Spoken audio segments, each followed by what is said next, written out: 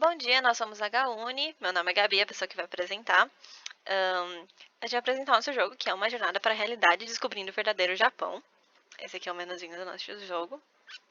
E aqui a gente vai apresentar um pouquinho dos integrantes da Gaune. A gente tem a Camila, o Debax, eu, o João, o Otávio, o Renan e o Maru e suas respectivas funções. Agora a gente vai falar um pouquinho da proposta. E antes da gente chegar a bater o martelo final na nossa proposta, a gente se fez uma pergunta que é o mundo dos animes e mangás realmente, tipo, é, trazem muita informação para o mundo todo. Todo mundo realmente consome a cultura japonesa, os animes. Mas o quanto disso realmente mostra como é realmente a cultura japonesa? E a gente chegou numa resposta, depois de dar uma pesquisada e estudar sobre o assunto, que existe uma ocidentalização, às vezes, do que é realmente passado, e às vezes essas coisas que chegam pra gente, às vezes é bem deturpado em como é a realidade. E às vezes a culpa nem é do lado americanizado que chega pra gente, às vezes a culpa é realmente do, do, do mercado em si. Às vezes o Japão realmente produz o que vende, e realmente vende você fazer um negócio bem fictício, e não tem nenhum problema. O problema é quando fica numa linha tênue entre o que é uma realidade e o que é um misticismo fantasioso e o que isso vira para um público específico de virar um imaginário irreal. Porque existem pessoas que, tipo, se fecham naquele mundo e acham que aquilo é real e acham que as pessoas no Japão são que nem mostram nos animes e não tem um senso crítico para tentar entender esse outro lado e procurar saber mais sobre. Tanto que existe um caso lá no Japão mesmo, de um cara, obviamente, que é muito mais exagerado em relação ao que a gente está querendo propor, mas é o Tsutomu Miyazaki, que ele sofreu algumas rejeições, relações à sua aparência e tudo mais, e acarretou que ele ficou muito fechado no seu mundo, né, lendo quadrinhos, mangás e afins. Óbvio que a culpa não é do anime em si, mas o problema é tipo a pessoa ficar fechada no seu mundo, e ele realmente matou meninas, sabe? Tipo, ele matou pessoas, mas a gente não vai tocar muito nesse assunto, porque senão a gente vai sumir do conceito do nosso jogo, que a nossa problemática é justamente para desencadear uma autocrítica sobre esse imaginário que as pessoas criam sobre uma cultura, que no caso é a cultura japonesa, né, os otakus. Mas a gente não quer fazer isso de um jeito super crítico e nem tipo de um jeito militante. A gente quer fazer de um jeito mais legal, extrovertido, num jogo, para você poder se divertir. Então a gente quer que a pessoa entenda o jogo com aquela autocrítica, tipo, ah, nossa, agora eu tô entendendo que isso está acontecendo e isso não é legal. E realmente as coisas não são assim, são desse outro jeito. A gente quer fazer com que as pessoas entendam esse lado e que esse lado de você ficar nesse mundo fechadinho traz consequências para você. Então, a nossa proposta é explorar essas noções estereotipadas que também só podem ser prejudiciais, né, em relação à cultura japonesa em si. Como a gente colocou isso no contexto do nosso jogo. A nossa premissa se passa numa história entre dois meio-irmãos, eles não são irmãos de sangue. Um é brasileiro, que é o Alfredo, e outro é japonês nativo, que é o Kenji. O Alfredo, ele é o otaku que consome bastante a cultura japonesa, e quando ele se mudou para o Japão para estudar com um irmão japonês, ele quebra todas as suas expectativas, porque não era nada daquilo que ele esperava, e ele começa a se fechar na realidade dele. Ele começa a se fechar nos ideais dele, ele fica nas suas expectativas e nos seus sonhos porque ele quebrou a cara com a realidade, porque não era nada do que ele achava. E logo o nosso jogo vai se passar realmente nesse mundo irreal da cabeça do Alfredo, que é o nosso irmão otaku. E o Kenji, que é o nosso irmão japonês, ele vai tentar salvar o irmão dele nesse mundo. Ele vai lutar contra os inimigos bem estereotipados de anime e também vai descobrir mais sobre o que seu irmão passava em relação às coisas, porque às vezes a pessoa se fecha porque ela sofreu algum tipo de trauma ou aconteceu alguma coisa. A gente não vai querer pegar esse lado tão pesado, mas a gente quis mostrar que realmente o Alfredo tinha esse lado mais humanizado também, não, que ele não era só simplesmente um maluco que se fechou assistindo anime, que ele realmente tem esse lado mais humano. A gente quis trazer isso. E o Kenji, que é o nosso irmão japonês, vai desmistificar os ambientes. Depois das batalhas, os ambientes começam a virar uma escola mais real. E aí ele começa a perceber que realmente aquilo tá salvando o irmão dele. Ele tem que continuar fazendo isso, sabe? Lutando contra as fantasias, né? Os sonhos irreais do irmão. E quanto mais você percorre pela escola, mais fictício vai ficando e uma hora vai começar a ficar mais bizarro, que eu vou falar mais isso lá mais na frente. Nosso jogo é top-down 2D, para PC e Steam, roguelike, ação e também com elementos narrativos, e o jogo se passa no Japão, que é uma escola japonesa, porque a gente quer trazer esse lado real também do Japão. O nosso público-alvo primário é um jogador casual, entre 17 e 21 anos. Ele é um jogador realmente casual, não fanático da cultura japonesa, mas ele realmente conhece, ele consome, e esse público justamente é o público que a gente acha que vai ter um senso crítico para entender e vai gostar de ter essa autocrítica para pensar sobre quando jogar o seu jogo. De uma forma divertida, né, óbvio. Ele é classe média, está tendo suas primeiras experiências com emprego, frequenta shoppings e afins. Nosso público-alvo secundário é quase a mesma coisa, só que ele é um pouquinho mais fanático, ele é mais hardcore em relação à cultura japonesa, ele consome muito. Apesar da gente acreditar que esse público esteja mais fechado a querer entender sobre o real Japão, a gente acredita que pelo fato do nosso jogo ser atrativo para esse público, eles vão querer jogar e talvez desencadeie uma pequena autocrítica ali para ele tentar entender sobre. Aqui são umas referências de jogos bem estereotipados da cultura japonesa, até uns produzidos realmente pelo próprio Japão, que é esse lance de ser todas as menininhas fofinhas, tudo mais, ter essa coisa de dating game e tudo. E aqui são nossos jogos de referências de fato que a gente usou. O primeiro é River City Girls, que é em questão da jogabilidade de armas, que são essa vibe mais real da luta. É o Mori que traz essa vibe de começar bem fofinho e depois vai ficando mais dark. Doki Doki por trazer uma quebra de expectativa que a gente quer trazer muito pro nosso próximo semestre, que é começar fofinho, bonitinho e do nada, pera, o que tá acontecendo? Porque em Doki Doki, spoilers aqui, uma personagem ela comete suicídio, e depois tem outra que é ficcionada em você e não quer deixar você sair do jogo e tudo mais, umas coisas bem doidas. E também a gente tem Moonlighter, que é mais em relação à referência de câmera, que é Top View. E as mecânicas que a gente tem é movimentação, dash, durabilidade de armas, combo de armas e interação. Interação a gente tem principalmente quando a gente vai passar pelas portas e quando a gente vai interagir com as memórias do seu irmão. Ali na direita a gente tem alguns GIFs mostrando. E aqui são as armas reais e anime, porque a gente tem essa discrepância bem grande. A gente tem o soco básico, que é arma padrão, e ela não acaba, ela não tem durabilidade, porque senão seria injusto. A gente tem o guarda-chuva, que é uma arma realmente real, que você pode lutar com guarda-chuva se você quiser. E nas armas anime a gente tem a katana, shuriken, que são bem estereotipadas, e elas... Aqui como a gente pode mostrar mais pra frente, eu vou mostrar que tem uma diferença na HUD. De coletáveis a gente tem itens, que no caso a gente só tem a vida por enquanto, que é pra recuperar a vida, que é esse o bentozinho. Os inimigos que a gente tem a menina com a torradinha na boca e o Tinibyo, ela dá dano em área e ele é ranged, eles são bem estereotipados aí dos animes. E no mini-boss a gente tem o Alfredo, que é o irmão brasileiro, que esse personagem, esse vilão, é literalmente ele se vendo numa autoprojeção num samurai, como ele se imaginaria no mundo ideal dele. Agora eu vou falar um pouquinho dos tópicos de desenvolvimento. A gente tem aqui os primeiros concepts iniciais, que mostra um pouquinho como a gente quer fazer essa degradação para ficar mais estranho, né? Começa bonitinho, do nada fica bizarro, a gente quer fazer isso futuramente no jogo. Aqui concepts de armas, concepts dos inimigos, e assim como que ficou nosso personagem jogável, né? Ele vai ficar assim pequenininho. Aqui os nossos inimigos, aqui os concepts também do Alfredo, que é o nosso samurai, e depois a gente chegou nessa conclusão final, assim, que ele vai usar duas espadas, uma de guerreiro e outra de maldição, porque querendo ou não, ele tá no mundo amaldiçoado, que é na cabeça dele. Aqui a gente tem uns VFX, os ícones das armas e tudo mais. E aqui a HUD, que nem eu falei, que a gente tem essa diferença. A de cima são para as armas reais e a de baixo são para as armas otaku. A gente quis trazer essa paleta de cor mais roxa, sempre para esse lado mais anime, para esse mundo fantasioso. E também essas suas massinhas. E para o mundo real a gente quis trazer esse azul, que traz mais essa pureza tudo mais, para fazer essa diferença. Então, nas armas otakus, elas têm um debuff justamente para mostrar que não necessariamente o que é o mais, entre aspas, descolado é o que realmente vai funcionar, porque você está lutando contra a fantasia. Então, você tem que usar armas reais para acabar com aquilo. Aqui são alguns fragmentos de memórias, porque agora a gente só tem o texto, mas futuramente a gente pretende talvez colocar algumas imagens para deixar mais interativo. Cenário, em relação às cores, eu vou falar um pouquinho mais no playtest não, na gameplay.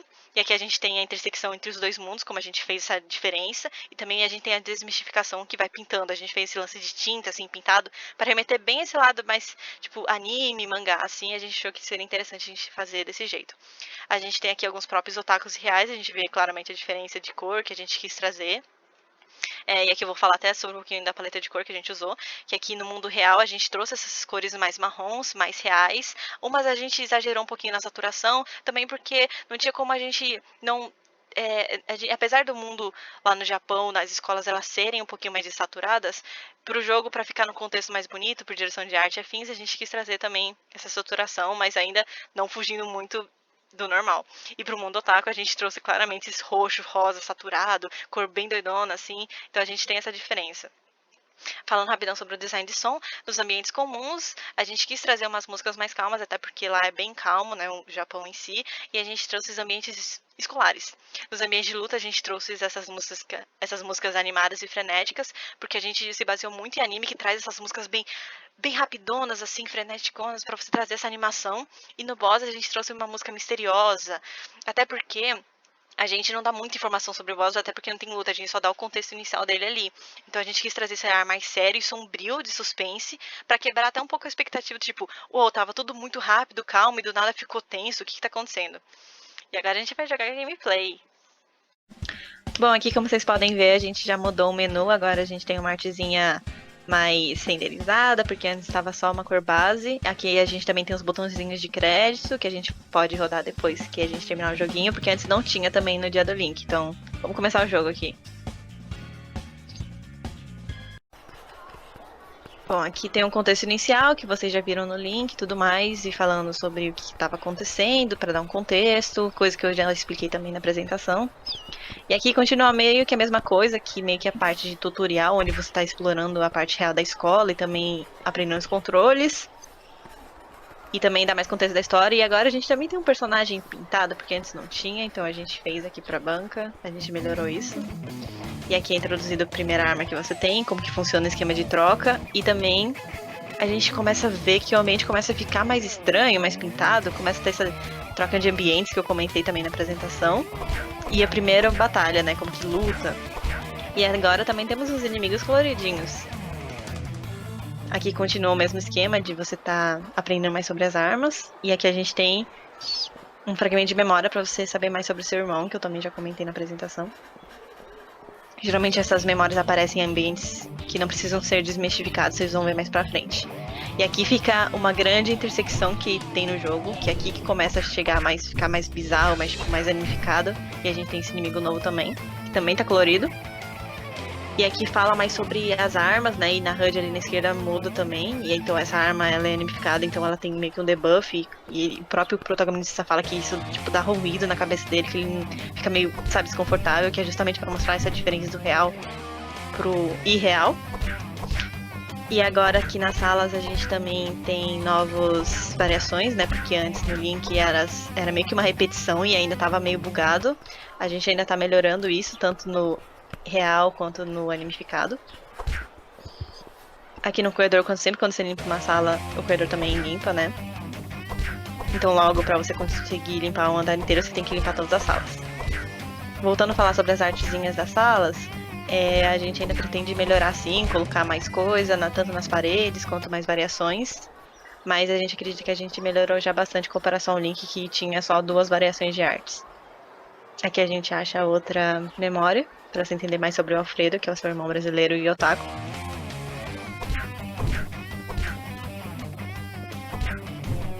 Sempre as partes animificadas, elas são mais roxas, né, puxando para esse tom mais saturado e tudo demais. E quando a gente vai pro mundo real, ele puxa para esse tom mais marrom, que nem mostra nessa sala, que essa sala não precisa ser desmistificada porque tem um fragmento. E sempre quando tem um fragmento, ele traz mais esse lado humanizado, porque é um lado mais frágil do Alfredo, porque esse mundo é a cabeça dele, né? Então sempre quando fala mais sobre ele, sobre esses sentimentos, aquelas salas são mais reais. Tanto que aquela sala, ela puxava pros tons mais marrons, para cores mais reais de móveis, né? Aqui já é tudo mais estilizadão. Então a gente quis fazer essa grande diferença aí na paleta de cor.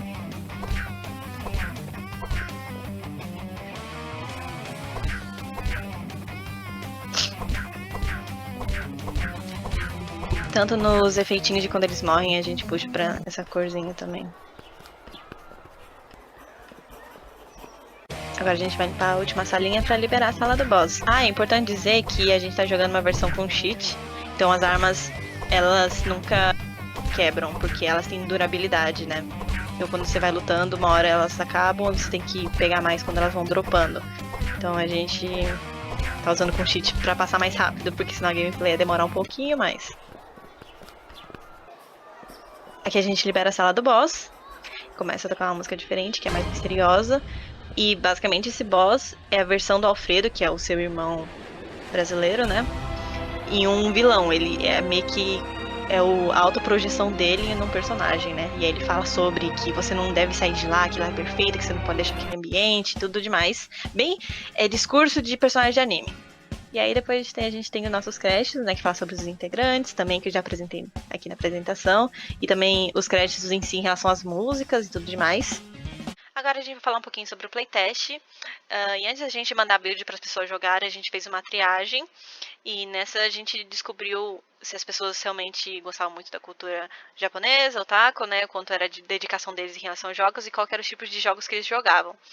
E a partir disso a gente selecionou algumas pessoas e a gente obteve pontos positivos e negativos com os feedbacks em relação à build que eles jogaram. A gente teve uma resposta bem positiva em relação ao tutorial, pareceu que foi bem explicativo. Algumas pessoas ainda tiveram algumas dúvidas, mas a gente pretende melhorar. Em controle de jogo, meio que foi a mesma coisa. 9% achou que foi um pouquinho desconfortável, mas fácil de aprender. Então, ainda dá para entender, só que a gente ainda pode melhorar. Então, mas a gente, por cima, assim, a gente considerou um ponto realmente positivo. Sobre a história, a gente ficou até que surpresa que as pessoas, 54% achou que entendeu e não faltou informação, porque a gente achou que ia faltar, tanto que era uma preocupação nossa e a gente ainda quer melhorar sim. Só que 18% achou que não entendeu muito bem e falou, mas pegou o contexto. Então a gente não teve uma resposta negativa aqui, mas a gente viu que boa parte entendeu, mas a gente sabe que tem que melhorar. Aqui foram alguns comentários positivos que a gente recebeu. O pessoal gostou bastante do design dos inimigos, dos personagens, gostaram da ambientação, da arte em si, gostou do som, gostou da movimentação, da narrativa e também gostou da gameplay em si, que achou divertido a troca de arma, achou bem dinâmico. A gente ficou muito feliz com nossos pontos positivos. Mas a gente também tem pontos negativos, porque faz parte. E o pessoal por cima, assim, comentou bem em relação à gameplay em si dos combates. Que eles acharam que faltava mais polimento, tinha algumas coisas que estavam desbalanceadas, as armas estavam gastando muito rápido e não tinha outra. E foi isso. Esse foi o maior problema em relação à build que eles jogaram.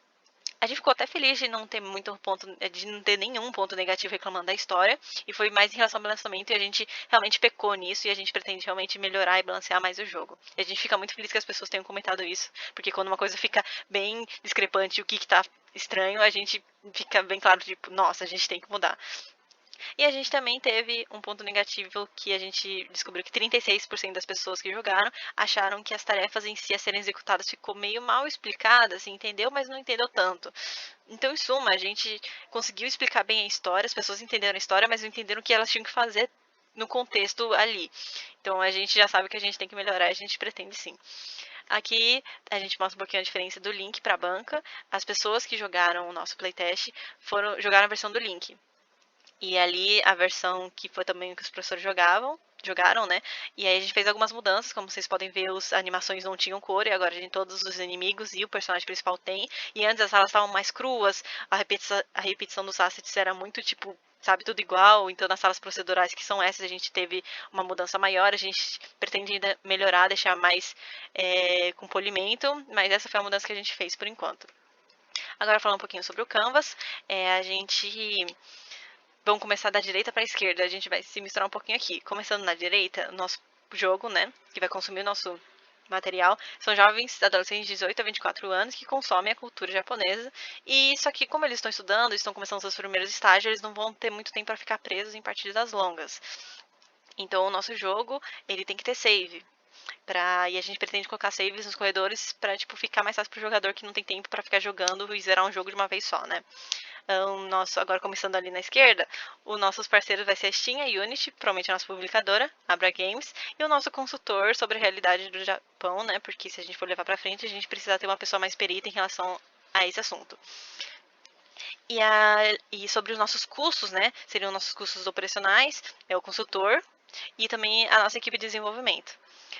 As nossas principais atividades seriam o desenvolvimento do jogo em si e a pesquisa sobre a cultura japonesa, porque a gente tem que ainda aprender mais sobre. E os nossos recursos seria a nossa equipe de desenvolvedores, os nossos softwares, a nossa consultoria que a gente teria e também os nossos equipamentos. O lugar que a gente venderia isso seria na Steam, e o jeito que a gente se comunicaria com o nosso público seria a partir de perfil de empresa no Twitter, no Facebook, Instagram, redes sociais, também no próprio site, também no Discord, que é bem legal para você se comunicar com a comunidade. E o jeito que a gente ganharia dinheiro em relação a esse jogo seria na venda do nosso jogo e também conteúdo adicional. Esse seria o nosso canvas, assim, por cima, bem rápido. E o nosso planejamento para o oitavo semestre, além de melhorar o que foi dito no playtest, a gente pretende adicionar mais 3 inimigos, power-ups, que é vida, durabilidade, dash, move speed, e também adicionar mais 4 armas, que vai ser 2 otakus e 2 reais, expandir, polir o ambiente, o nosso andar atual, fazer mais um andar porque a gente quer fazer essa discrepância de puxar esse lado mais bizarro, porque por enquanto tá mais bonitinho, a gente quer puxar esse lado mais estranho ainda no próximo andar, colocar especiais nas armas e também adicionar um outro boss final, porque esse daí que a gente tem agora é um mini boss e a gente também tem que terminar a gameplay dele, enfim. E é isso, muito obrigada.